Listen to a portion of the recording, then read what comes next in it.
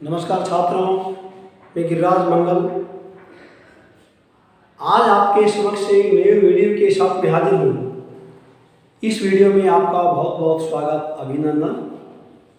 आज अपन इस वीडियो में कक्षा 9 गणित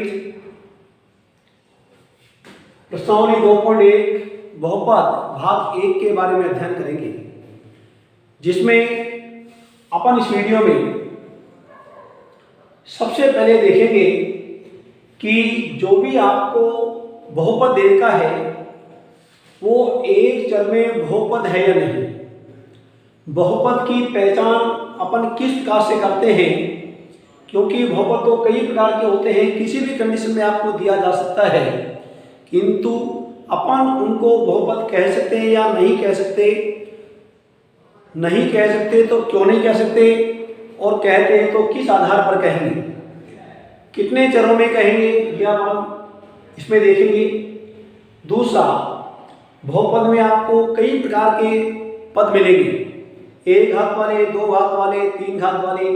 जिसका भी गुणांक आपसे पूछे उसको आपको बताना है, और तीसरे क्वेश्चन में आपको जितने भी घात के रूप में पूछे, जितनी भी घात वाला बहुपद पूछे, उस घात के रूप में आपको बहुपद बनाना है। और चौथे में आपको बहुपद की घात बतानी है कि बहुपद की घात अपन किस आधार पर बताते हैं। एक ही बहुपद में अनेक पदों में अलग अलग प्रकार की घात होती है, किंतु एक्चुअल में बहुपद की घात क्या होती है ये अपन इस वीडियो में सीखेंगे। तो अपन देखते हैं, सबसे पहले क्वेश्चन नंबर 1 की बात करते हैं। निम्नलिखित बहुपदों में कौन कौन एक चर में बहुपद है, यानी एक ही प्रकार का चर उसमें होना चाहिए, और कौन कौन नहीं, कारण के साथ अपना उत्तर देना है। तो देखते जाइए। हल क्रमांक 1, इसका फर्स्ट नंबर आप देखिए।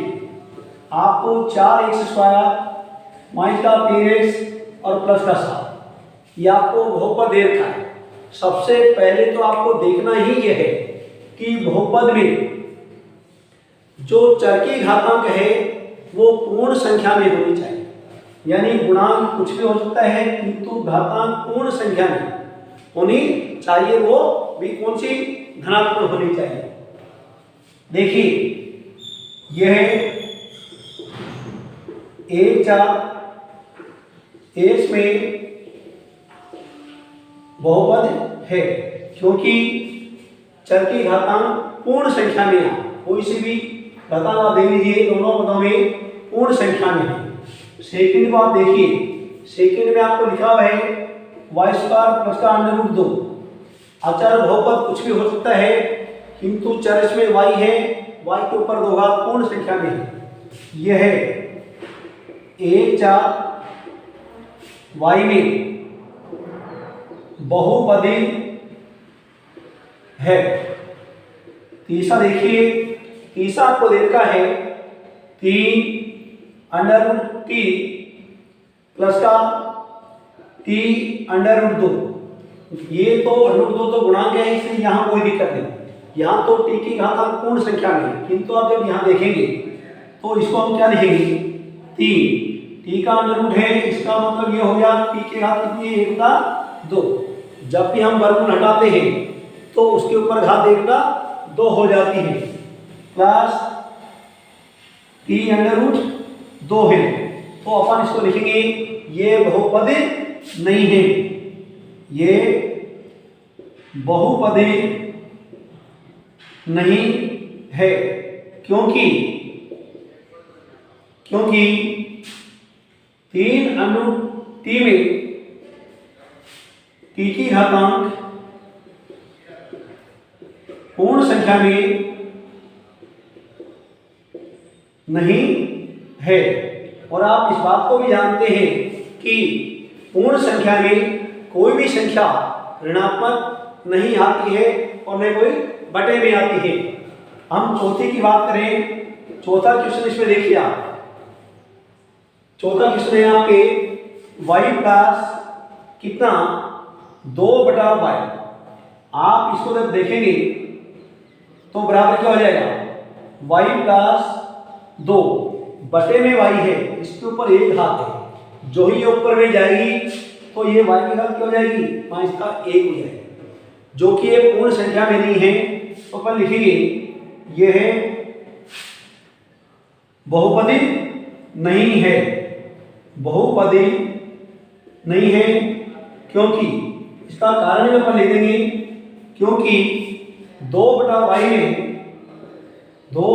में y की घातांक पूर्ण संख्या में नहीं है। इस प्रकार से हम इसका आखिरी क्वेश्चन अपन देखते हैं। मुख्य रूप से आपको जो ध्यान में रखने की बात यह है कि चर के ऊपर जो भी घातांक है वो पूर्ण संख्या में होनी चाहिए। पांचवा आप देखेंगे, x के घात 10 है, y के ऊपर 3 घात है और t के ऊपर 50 घात है। तीनों धनात्मक घातांक है, इसलिए कोई दिक्कत नहीं। ये बहुपद तो होगा, किंतु कितने चरों में होगा, ये 1 2 3 प्रकार के चर है। तो आप यहां लिखेंगे ये है 3 4 x y व z के रूप में बहुपद है। तो आपने देखा कि पांचवें के अलावा जितने भी बहुपद थे या तो वे एक चर में बहुपद है या वो बहुपद नहीं थे। बहुपद थे तो क्यों थे, क्योंकि चर की घातांक पूर्ण संख्या में थी। नहीं थे, क्यों नहीं थे, कि चर की घातांक जो है पूर्ण संख्या में नहीं है, क्योंकि या तो बटे में है या फिर वो ऋणात्मक में है। और पांचवा जो क्वेश्चन है वो 3 चरों के रूप में बहुपद है और वहां 3 चर कौन से हैं, x y और z। ये हमने पहला क्वेश्चन आपका किया। दूसरे क्वेश्चन में आपको ध्यान रखना है, अपन से क्या पूछा है, x² का गुणांक। यदि x² वाला पद है और उसके आगे कोई गुणांक नहीं है तो गुणांक क्या माना जाएगा, 1 माना जाएगा। चिन्ह जैसा भी होगा उसमें अपन को आंसर देना है। तो देखते हैं क्वेश्चन नंबर 2 को।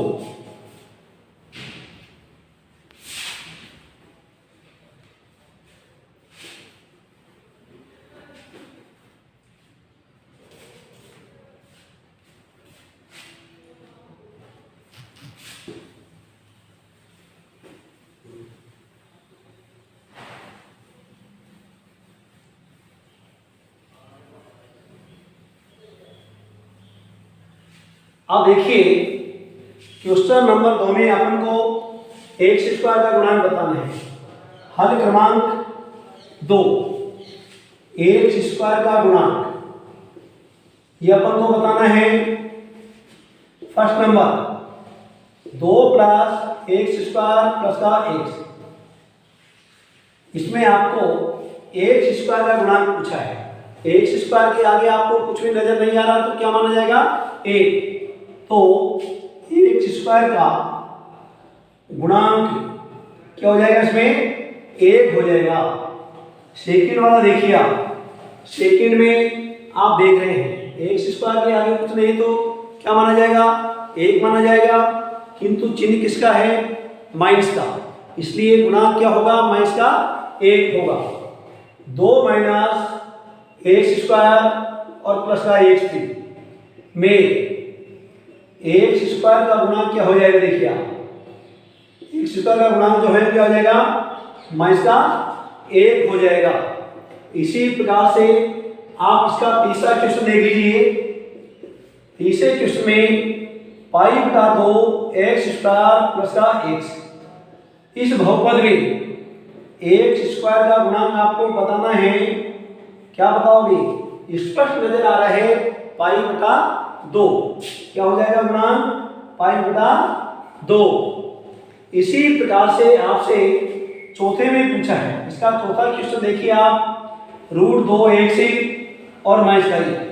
इस बहुपद में आपसे x² का गुणांक पूछा है। तो बात को ध्यान दीजिए, x² वाला पद ही नहीं है तो फिर आपको x स्क्वायर का गुणांक क्या बताना है, शून्य बताना है। मैंने आपको पहले भी बता दिया कि जिसका गुणांक पूछा है और वो चर नहीं है तो उसका गुणांक आपको क्या बताना है, शून्य बताना है। हम तीसरा क्वेश्चन देखते हैं, हल क्रमांक 3। इसमें आपसे क्या पूछा देखिए, आप 35 घात के द्विपद का उदाहरण देना है। तो 35 घात का द्विपदी बहुपद यह आपको बताना है 35 घात का। तो आप यानी x के ऊपर आप 35 घात लिखिए। अब ये जरूरी नहीं है कि हम x ही लिखें, y z जो भी आपको अच्छा लगे वो चिन्ह आप लिख सकते हैं। प्लस माइनस का कोई सा भी आप चिन्ह लगा सकते हैं। गुणा यानी प्लस लिख करके या माइनस लिख करके आप यहाँ कुछ भी संख्या लिख सकते हैं, भिन्न भी लिख सकते हैं। इसके आगे गुणांक भी आप कुछ भी दे सकते हैं। यानी आपको किसी न किसी चर के ऊपर 35 घात लिखनी है, गुणांक चाहे तो आप लिख सकते हैं वरना आवश्यक नहीं है। प्लस या माइनस का चिन्ह आप लगा सकते हैं और यहाँ जैसे मैंने प्लस का 5 लिखा है इसके स्थान पर आप कुछ भी लिख सकते हैं, भिन्न भी लिख सकते हैं। और इसके बाद देखिए 100 घात का एक पदी, 100 घात का एक पदी बहुपद क्या होगा, तो आप y के ऊपर 100 घात लिख दीजिए, x के ऊपर लिख दीजिए, z के ऊपर लिख दीजिए। प्लस या माइनस का चिन्ह लगा करके आपको कुछ नहीं लिखना। गुणांक चाहे तो आगे कुछ भी आप लिख सकते हैं, जो भी आपकी इच्छा करे वो लिख सकते हैं वरना आवश्यक नहीं है। इस प्रकार से सैकड़ों एग्जाम्पल अपन इस प्रकार से दे सकते हैं। अब हम बात करते हैं क्वेश्चन नंबर 4 की, जिसमें कि अपन को बहुपद की क्या बतानी है, घात बतानी है। तो ध्यान दीजिए, बहुपद की घात क्या होती है। एक ही बहुपद में भिन्न भिन्न प्रकार के पद होते हैं, उनमें भिन्न भिन्न प्रकार की घातें होती हैं। किंतु एक बात का ध्यान करना, पद कितने भी हो, घातें किसी भी प्रकार की हो, जिस बहुपद में अधिकतम घात जो होती है वही बहुपद की घात होती है। तो आप ध्यान देना। क्वेश्चन नंबर 4 देखिए,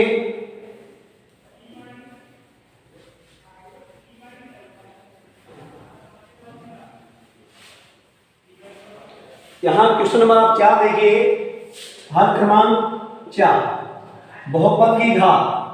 यहां बहुपद की घात आपको बतानी है। देखिए फर्स्ट नंबर 5x3 प्लस का 4x स्क्वायर और प्लस का 7x में बहुपद की घात क्या होगी, बहुपद की घात सबसे बड़ी घात को अपन को लेना है।